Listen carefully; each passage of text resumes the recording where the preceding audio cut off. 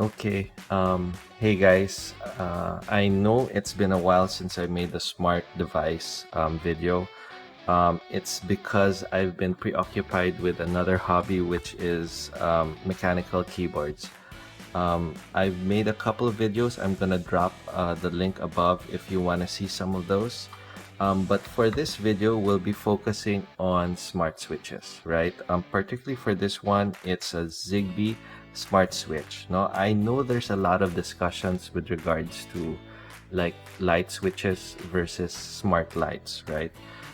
Me particularly, I prefer the switches because it's a little bit more versatile, right? And for the smart lights, the issue there is once the light is off, you have no way of controlling that light, right? And you're basically screwed. And what's interesting is I not only connected lights here, but I also connected, like for instance, I had the main light for my room here, and then ceiling fan here, and then I had a hall light here. Okay. And one other aspect that we're going to tackle for this installation is we're not going to use a ground wire. I know that might be interesting for like the more Western cultures, but here in the Philippines, a lot of the older houses do not have neutral. So that's why I wanted to tackle it, just to make it more usable for the other people here in the Philippines. No, so you do have two options when you don't have a neutral. Particularly for this brand, which is very interesting, is so this brand is Mose, right? It's a 3-gang switch, so you have 1, 2, 3 lines here, and then you've got your line in here.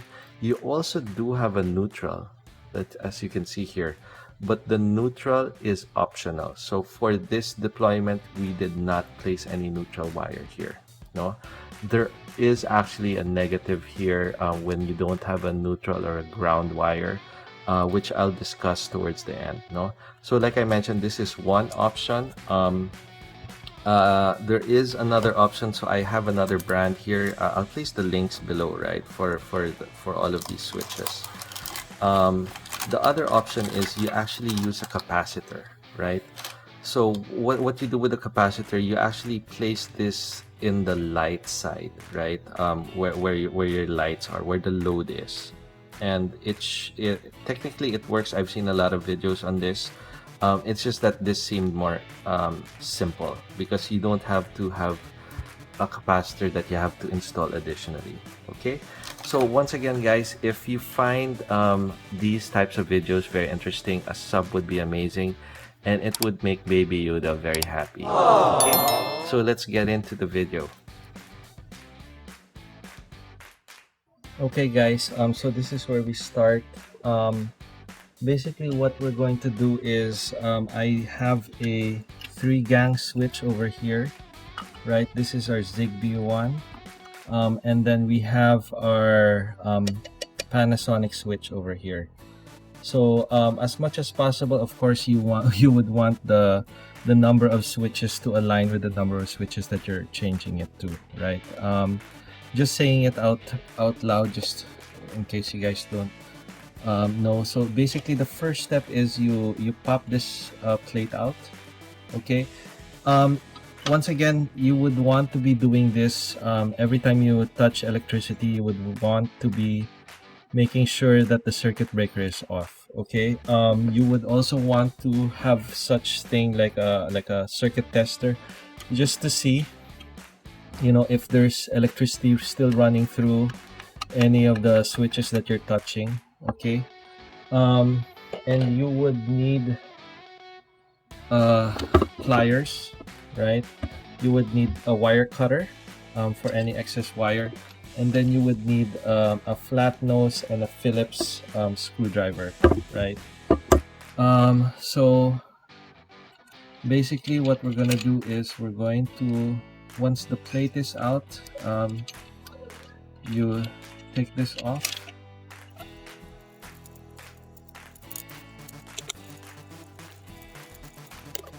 Now that is out, I highly suggest that you place these screws aside. I know this one comes with some screws, but usually sometimes the screws don't necessarily like align with the housing in the back also. No, So this is actually my nth time to install this. Most of the time you would want to make sure that the housing is pretty wide so that you have enough space, right? Why do I say that? Because this one, sorry, let me show that into the picture. The Zigbee one is a little, not a little, it's quite wide, no? So the normal switch, it only goes up to here, and then there's like an additional housing. So the room for the wires gets a bit tight, right? So as much as possible, you don't want to squeeze these wires too much in, because they might start shorting to each other, especially if there's like some exposed wiring, right? But of course, if you do have exposed wiring, make sure that you cover it with tape, no? So at this point, once you have this out, once again, make sure that your circuit breakers are off. Okay, once you have the plate off, I just want you guys to take note. Let's see. Okay. Of which switch is which. I would highly recommend you guys to even take a picture. Let me position the camera a bit, no? So you guys can see better. I just can't really move this as much. So just to reiterate, this side, right, is actually where the live electricity is coming from. So we call this the live wire, which is why these other switches are shorted, right? It delivers the power to the rest of the switches. And then this one is basically the lights, right? So this is switch 1, switch 2, switch 3. So I would highly recommend you to take a picture of this right now before you start disassembling it and taking it apart. So this one's this particular type of switch, some of them are screw, so you just unscrew it. This one, it basically you have to press down here. Okay, there's like a switch here, and then you pull this out. I would highly recommend you to maybe use pliers, right? Also, but of course, make sure to turn off the circuit breaker. So now that we have the circuit off, I just sort of want to explain everything to you. So basically, how a switch works is that's what it is. No, it just closes a circuit. It's the same as taking this live wire and then just, you know, touching it here. That's what a switch is, right? So our main line came from here. So this live wire actually came from here, and then each switch, okay, is this one. So this switch 1, switch 2, switch 3. Okay, and you can actually see it from there, no? You can see it from there. There's like a copy of the switch, so you can see it here, right? So this is where the live wire, and then this is where the switch is. Once the switch turns off, this right here, it just basically closes. That's basically what it is, right? So as much as possible, try to remember where all your switches came from, and that's how it's supposed to connect, right?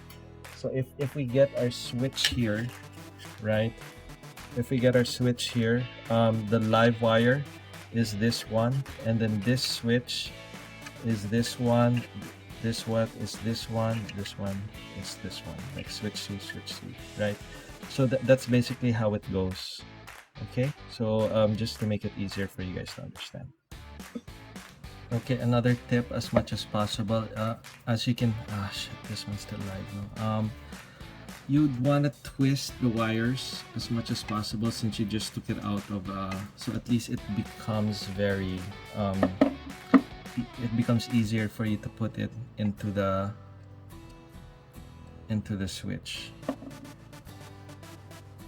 Okay, so at this point, the circuit breaker is off, and I've marked everything properly.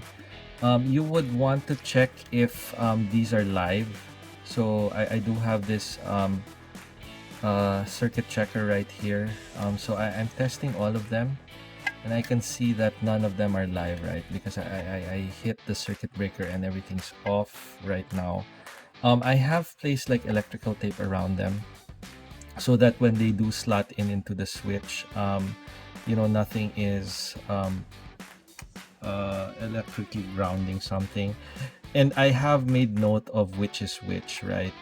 So this white one is our switch number one, which is our main light, and then this black one is our ceiling fan, and then this red one is our hall light, and then this one with two electrical tapes is our live one. So this is the one that feeds electricity, and then once the switch closes, it triggers the circuit to close, and then for the light switch to turn on, right?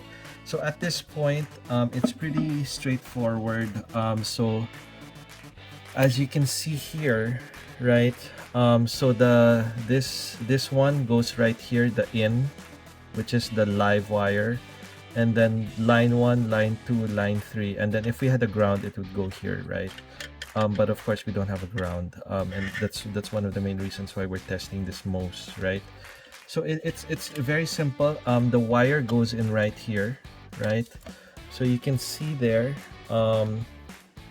basically once you put this screw down, it pins the wire here, right? So what you would want to do is you want to make sure that all of these screws are unscrewed, okay? And then you would just slot the wire in, okay, like so, okay? And then make sure that that's in, and then you would do it. Actually, I would start with the switches and end with the live switch, right? So I'd probably start with the lowest one, okay, and then move my way up. Okay, now that we have the circuit breaker up, the best thing that you should do is you should test everything. So you just test all the switches, right? And then finally, as a recap, so you can, once again, you know, you can check the tester. You can see if everything is live, right? This is where the neutral should be, right? This one is if it's 4 gang. So since we have a 3 gang here, these are your 3 switches. This is the live one, right?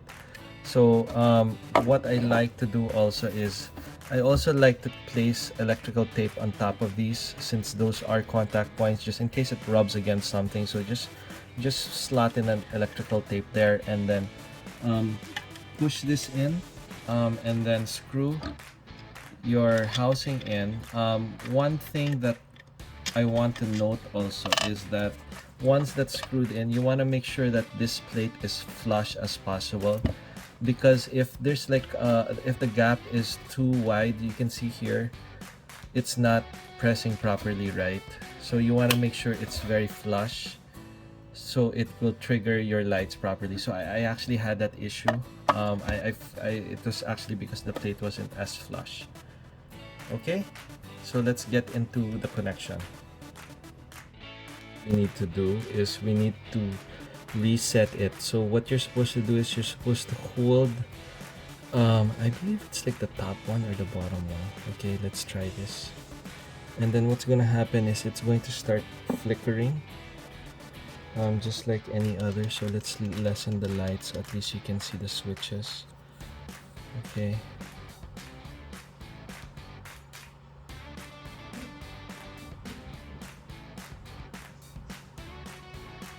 okay, so it's the extreme top one, right? If this was in the proper position, it would be in the bottommost one. So you can see there that it's already flickering. So what we're gonna have to do is you just have to, so let's add it here in the hub, right? So this is a Zigbee hub, so we're gonna add it in the hub, and then click add device. LED is already blinking, yes, and then you just have to wait for this to pair.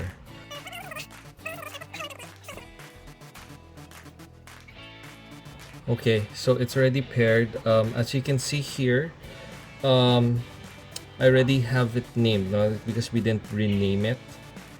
So everything will be as normal, right? So you've got the master's bedroom here. You have to relabel it, right? So this is main light. Okay, now that this switch is set up, I just wanted to show you some few features. So you can rename the the switch, right? So of course this is master's bedroom, then you can place a location for the room. And then after that, you can get the device information. Right now this is set with an automation. I'll place the link above on the tutorial that I had for this. You can pair this with, as it can show here, Alexa, Google Assistant, and all of these other stuff that I'm not aware of. No, you can make an offline notification. This multi-control association over here. Basically, this one is for like the 2-3-way.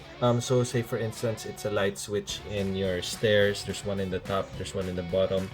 Basically, one of the switches will basically be the one controlling the switch, and then the other one is just powered by electricity, and then it's just paired to Wi-Fi, and it's not technically it's the other device isn't controlling the switch, right? So this is where you place it. You just have to add the other device. I don't have another device here, so I can't show that, but that is how it works. And then you've got the usual share device and so on and so forth. No, you can also rename which each switch is for. So for instance here, the far left is actually this switch is actually upside down. No, so technically this indicator, which doesn't work by the way, should be flipped above, right? So the top one is this main light, and then you've got the ceiling, and then you've got the hall light, right? You've got the all on function here. You've got the timer. This setting, so for instance, this relay status, in case there's a brownout and all the switches, I always leave this in remember last status, but if there is a brownout and then the off, it's an off, say for instance the lights were on and then there was a brownout, it will remain an off, right? Once the power goes back on, and then vice versa for the on. Okay, indicate position, indicate off means that these lights let me just turn these lights off. No, these lights that you see right here will be off, right?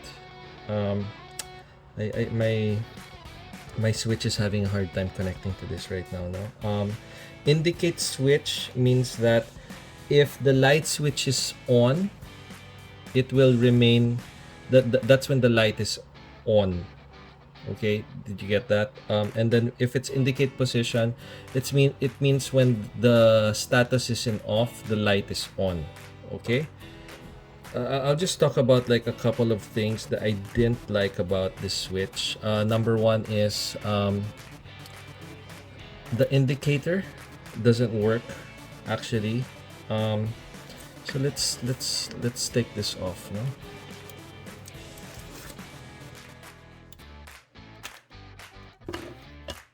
So you can see here, if this is the indicator, there's actually no indicator light for this whatsoever, right? So this is basically what the switch looks like in the background without the panel. Another one is the panel needs to be very flush, right? If it's not flush, you're gonna have issues on these switches here, right? Now with regards to, like, let me tell you like another trick. Now, if you want to test, so this Zigbee hub is actually about, I would say 1 to 1.5 meters away, line of sight from the switch, from this switch right now. No, and then one trick is you go to the hub. If you want to test it, you can actually press the 3 buttons here. and then you can test the signal detection, right? Just to see. So right now it's in normal. This is the door. So this one is the door is right here, no, right beside it. Okay, so let's test the. So this one is excellent. So what's funny is this one, this door sensor, is they're almost right beside each other, like half a meter away, right? Basically, the one that's battery powered picks up better signal as compared to this. That's the first thing that I would know. The other one is that sometimes it causes some of the lights to flicker that it's connected to, right? It's usually triggered by some other element within the same circuit breaker. Okay, so meaning to say, like, the switch outside that's connected to the same breaker sometimes causes the main light to flicker like really fast, right?